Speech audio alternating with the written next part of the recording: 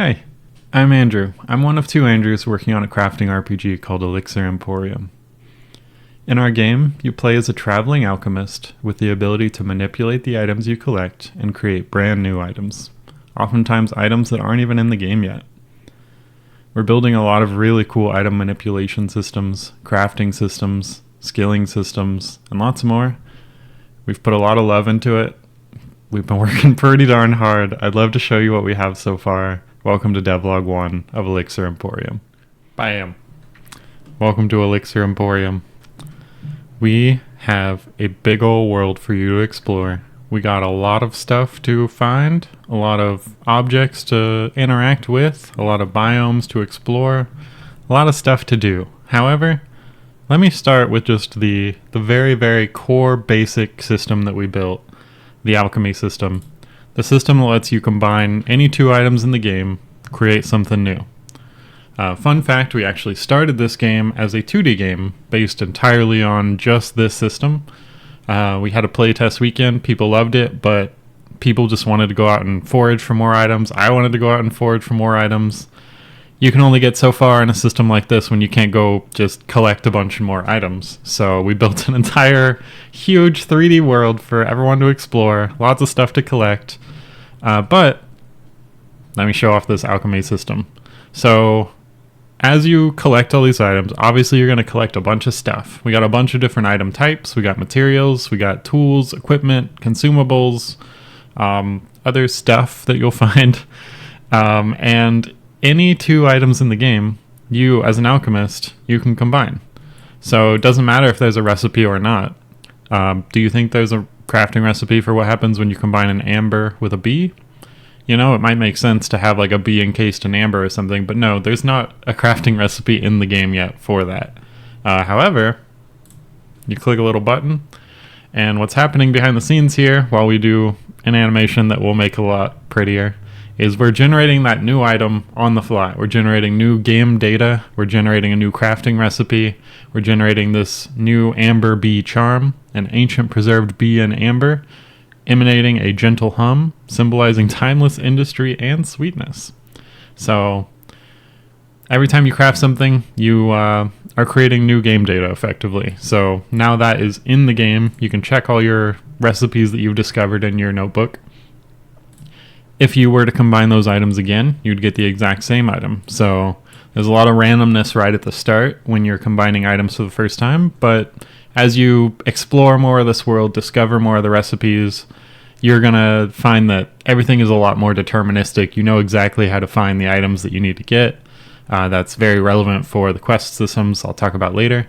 But you can create anything you want, really. So if we were to take maybe this new amber bee charm that we just created and combine it with a hoe, let's see what we get. There's no data in the game yet. We are generating a crafting recipe, the item data, item stats, item image.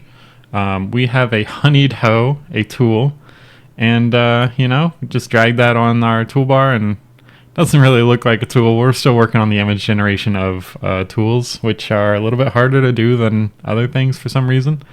But you can collect all these tools you want. You can maybe say, actually, I don't want a shovel. I want to mix my shovel with a frozen flower because I'm looking for something real cold to dig up or something.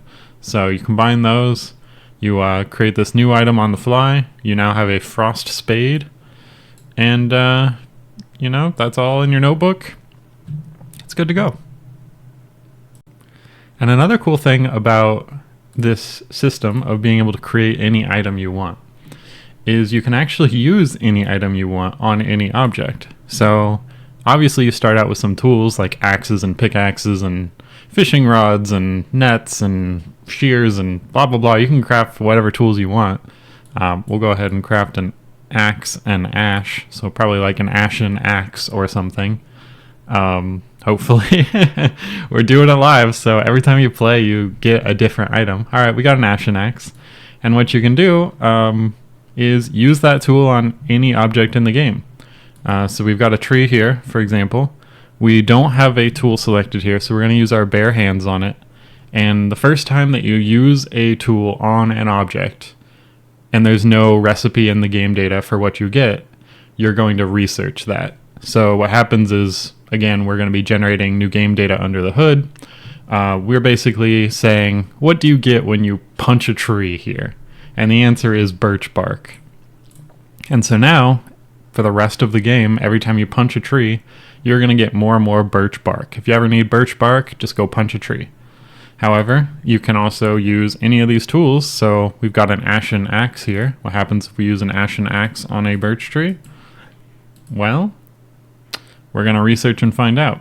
There were a couple clicks there that didn't register. Let me figure out what that is off camera. But now we're getting some ember birch logs. So those are going to be embedded with glowing embers, adding a unique touch to the otherwise plain birch wood. So that's kind of cool, I guess. You can use those as you would with any other item. We'll combine them with maybe some aluminum, see what we get. Literally infinite crafting here. It was already infinite crafting when you can combine any two items and just keep combining more and more items on themselves. And now you can use all those items on objects in the world, which is super, super cool. You get very themed items. So we got our ember infused aluminum, which is a really lightweight aluminum imbued with the residual heat and glowing embers of birch logs. So probably a good material to go maybe craft some weapons or craft some armor with. We can use our frost spade on this tree if we want. Let's see what we get with that. Got to research it because it's the first time that we've done it, but now we're getting some chilled birch bark. So you can really craft whatever tools you want for getting the things that you want. It's very targeted, hopefully very predictable, very deterministic for the most part, but we also want to have that sort of like exploratory, like you're discovering stuff for the first time. So every time you play, all these recipes are going to be different, and you're just this little traveling alchemist collecting notes on, oh, what happens if I combine these two items? I get this. What happens if I use this item on this object? I get this. And so you're basically building out this game as you play, which I think is really, really cool. Hello, it's me from the future, Editor Andrew, who forgot to show you something. So here you go. I just mentioned that you can use any tool on any object, right? And that probably seems like it only applies to just these big objects, the very like point of interest, flashy objects in the world that you can hover over. You get this little tooltip. It says use axe on bush, or use pickaxe on bush, or use shovel on bush, whatever tool you have selected. However, literally everything in the game is an object, right? So you can use anything on, say, the ground, or this broken boat, or the whatever you want, really. And that is all done with just right-clicking on stuff. If you want to shovel the ground, you can shovel the ground. Let's swing our axe at the ground, see what we get. It's going to be treated like any other object. First, you're going to research what you get when you swing an axe at the ground, and we're going to get dirt clumps. So from now on, anytime you use an axe on the ground, you get dirt clumps. If you want to go over to this birch tree and use axe specifically on the trunk, you can do that. You'll probably get some birch logs, I imagine.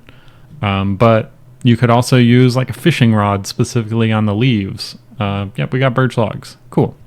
So we can also use a fishing rod on the leaves. We could also use whatever we want on like this broken boat over here. It's all in the game. It's all objects. It's all generated on the fly. So why not let the player interact with everything? I mean, within reason. But I just wanted to show that off. It's a really cool system. We're going to add in a lot of like foliage and tall grass and flowers and herbs and everything on the ground that you also want to be able to interact with, but not just be constantly harvesting stuff as you're clicking on the ground to move around. So if you want to interact with other stuff, just right click on it.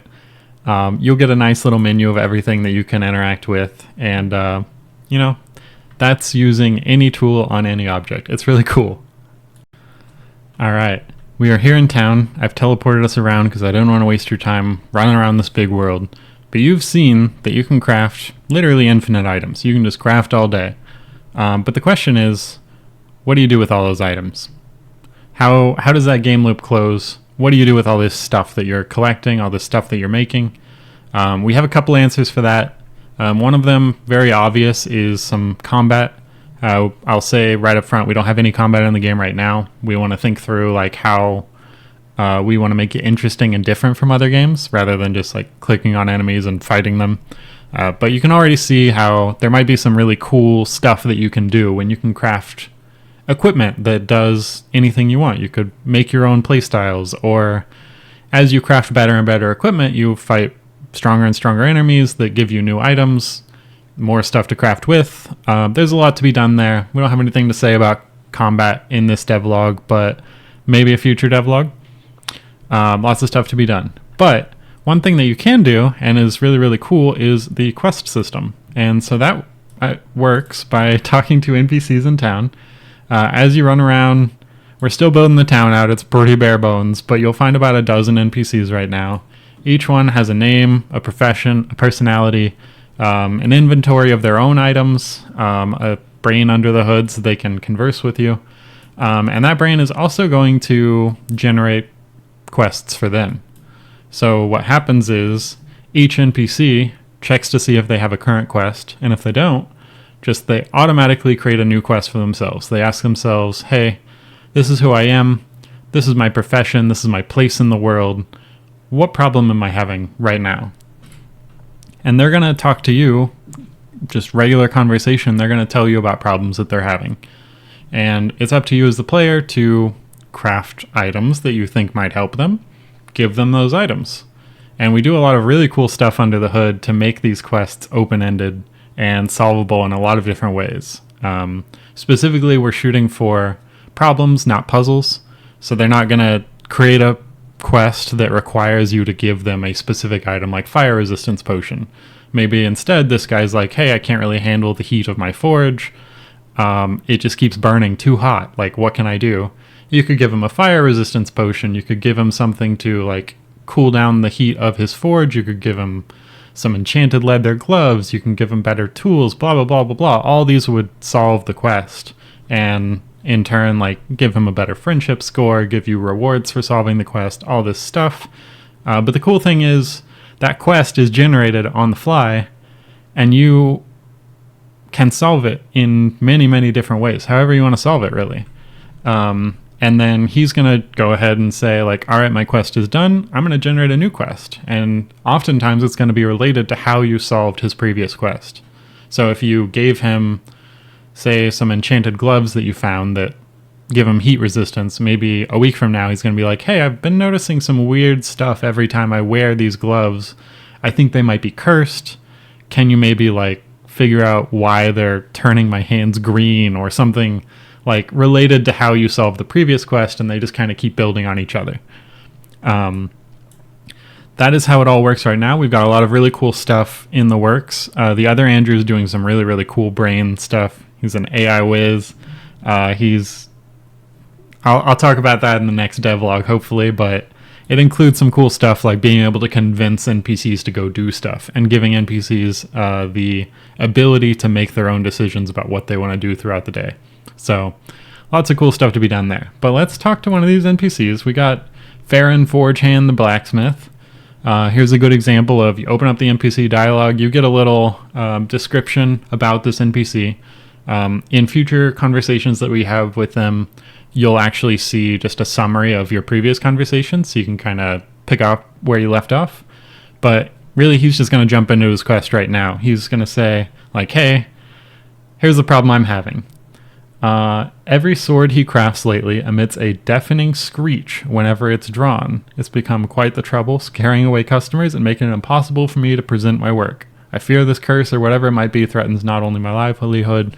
You get the point. He makes swords. They're just screeching whenever somebody draws them. Obviously, those are not great swords. It's a very open-ended quest. There's a lot you can do. There's a lot of different ways to go about this. So we've got a couple canned responses. So maybe you want to look into the materials used, maybe give them a new material, or maybe you want to just investigate the cause of the screeching itself. Let's go ahead and click suggest looking into the materials. It's going to go ahead and write some dialogue for you as the player. and then it's going to write some dialogue for them to respond to you. And you can also type your own messages if you want. Will probably give some sort of hint here, pinpoint the cause, say is the treatment of the material. There's some stuff to be done. Again, we're still determining the best feel for a lot of this conversation. It's about to change. This is a little bit long, I think, but I mean, you can talk to him as long as you want. You can say like, hey, I've actually got this blood mushroom here that might really solve your problem, and here's why. And he'll tell you like, I don't think it will or it won't. But when you have something that you think might help him, you've crafted that perfect item. All you're going to do is go talk to him again and drag over that item to them. We don't have an animation here right now, but he's thinking. And he's going to say, that flower is fascinating, but it doesn't quell the cacophony emanating from his swords. So, wasn't helpful. The quest is still open. You can go ahead and try again with a new item. You can actually go over and buy that item back from his inventory if you want it back. He might have actually consumed it. But, you know, there's a lot to be done. There's quests. Each NPC has their own quests. We're still going to add some like notes on what the quests are in your notebook for each NPC, so you can refer back to them in the field. All that stuff. Like, there's a lot to do, but I think it's a really cool system. It kind of completes the loop right now. The loop in this crafting RPG, you go out, you collect items, you craft items, and you solve problems with those items. And they're very open-ended problems. Say Braun over here, every time he hammers on hot metal, sparks fly and turn into tiny butterflies. That's pretty cool. Maybe you get him a net. Maybe you figure out why those are happening in the first place. Maybe you do something else. Lots of different things that you can do. We've got a zoologist, we've got a cleric, we've got a fisherman, we've got lots of these different personalities, so lots of stuff to be done. I'll have a lot more to show off soon on that. I think we're about to kind of rework this whole system, and I think make it a lot better. But that's what we got for quests right now. It's a cool system for using your items, and I like it. So that's basically where we're at. We've got a whole bunch of item manipulation systems. We've got crafting systems. We've got some uses for those items in NPC quests. We also have some skills planned, so some of those you'll kind of see in here. We've got Alchemy, of course, some herb lore. We've got some cool stuff planned for consumables, which I guess I never showed off, but you can drink consumables yourself. You can use consumables on other objects, so use this growth potion on this bush, it gets bigger and bigger.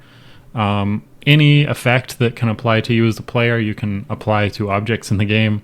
So do what you will with that. Mining, wood cutting, smithing. I'll show you smithing in a second, actually, because maybe I'll grab some of this moon shadow vein here, and maybe I'll do it with a pickaxe instead of making it bigger. But we've got a couple systems already in the game for smithing, and they basically just equate to more crafting systems. You're gonna unlock new recipes as you level up your smithing, so you might be able to make a helmet and a dagger at level 1, make breastplate or shield, sword, blah blah blah, other tools as you level up. Actually, I think we have this is more a placeholder, we haven't filled all this out, but there's a lot to be done with smithing. We've got an anvil in town, which let me cut to right now. Ta-da. So we've got a couple different workstations here, which are the smithing workstations right now, but there will be more.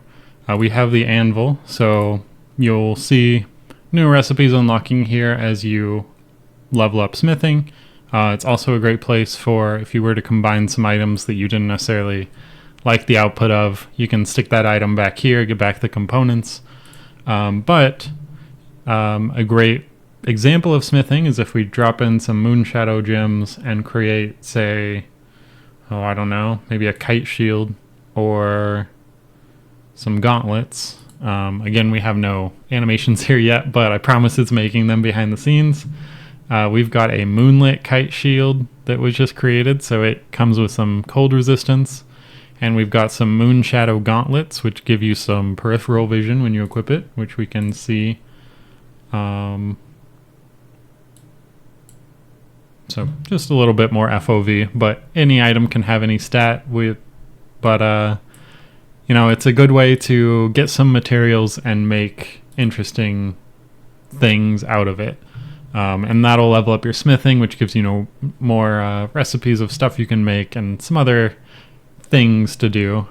Similarly, the furnace, what you can do is actually take an item like this and melt down something else. So kind of contain its essence into something that you're applying to an item instead of the alternative over here is basically like a 1-to-1 conversion of you're getting rid of this and getting rid of this to make something new.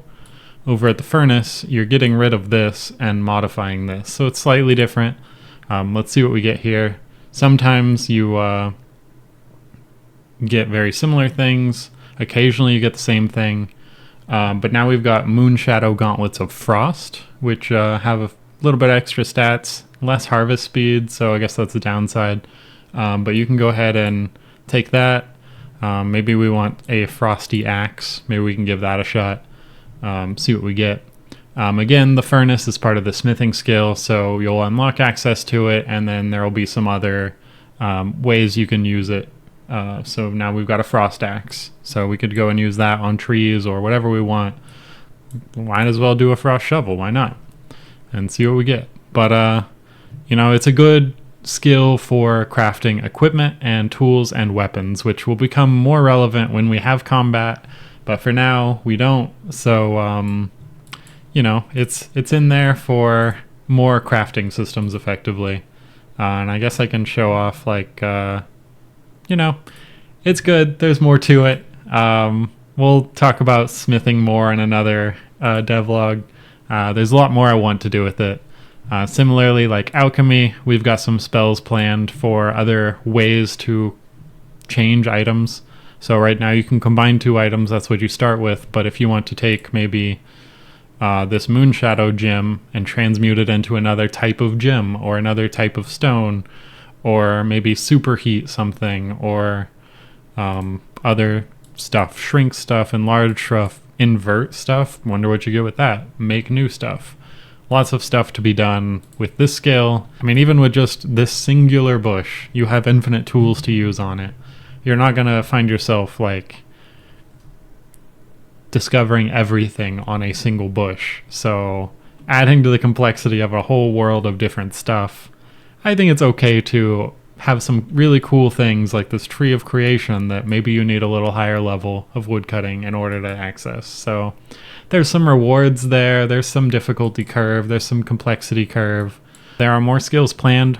Fishing is one that every game needs, really. Farming is one that we're actually working on this right-click menu in order to enable. So if you get, say, some seeds in your inventory, and you want to plant those seeds, you just right-click on the ground and use that seed on the ground. And it'll actually create objects in the world that can grow. Like, if you plant a tree, it will grow over time. Or if you lay down a rock, you can leave the rock there or something. Lots of stuff to be done there. I think between the two of us, we're really shooting for some, like, a little bit of old school RuneScape, a little bit of Skyrim, a little bit of Diablo. There's a lot to be done, and we're excited for it. This is just devlog 1, so if you like this game, if you think it's interesting, I'll post a link to the Steam page in the description. It is there and ready to be wishlisted. We'll have a demo up soon. So that's Elixir Emporium as it is right now. Obviously, there's a lot more to do, but we've been working really hard on it for a while now, and I have loved being able to show it off to you guys.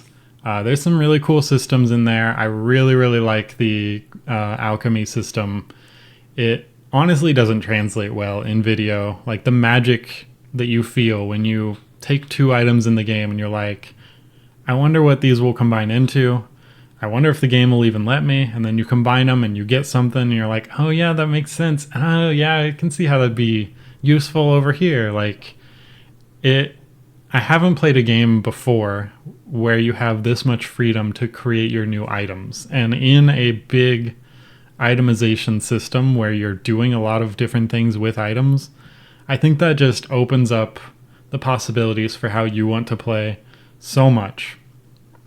And I'm really excited for what we're building, what we're going to build, and what we're showing off today. So we're also going to have a Steam demo up real soon, maybe next month, but I will post a link to the Steam page down in the description below. Please go wishlist the game if it looks interesting to you. Every little wishlist helps. You'll also get notified when the game releases. You can also follow this channel for more devlogs. I'll be here again. We might have the other Andrew on as well. We'll see. We also stream on Twitch, and we have a Discord. We have all the jazz, so don't worry about all that. Just go check out the game. That's the cool bit.